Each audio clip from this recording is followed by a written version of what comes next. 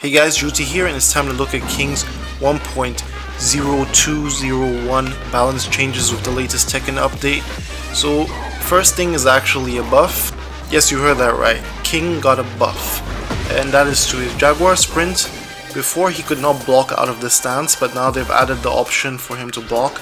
And the background behind them doing this is that if the opponent was going to use a Rage Art, then King had no other options but to eat the Rage Arts, because it doesn't matter what other stuff he does out of the stance, he would have to eat the Rage Art if the opponent has enough health. However, what you should also take notice of here is that in the very first beginning frames of the sprint, he can actually not block immediately. He can block a bit into the sprint. So yeah, it's not that brain dead, but at the same time some people are hoping for nerfs and not really buffs for King.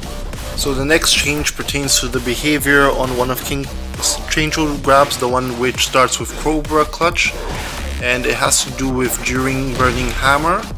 Specifically the second option, how to execute it, the one which ends with 2+4.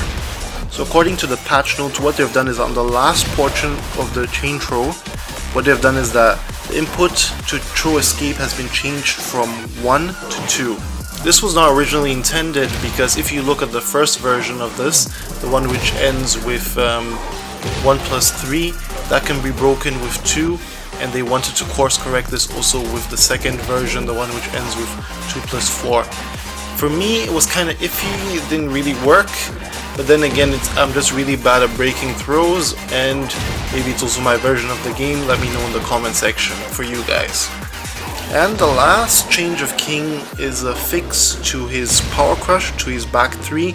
What would happen sometimes is that the very last portion of this move would not have the armor properties. So in other words, King would get counter hit or something else would happen which was not intended, and therefore they've corrected it. So even the very last portion of this move will always have the armor property.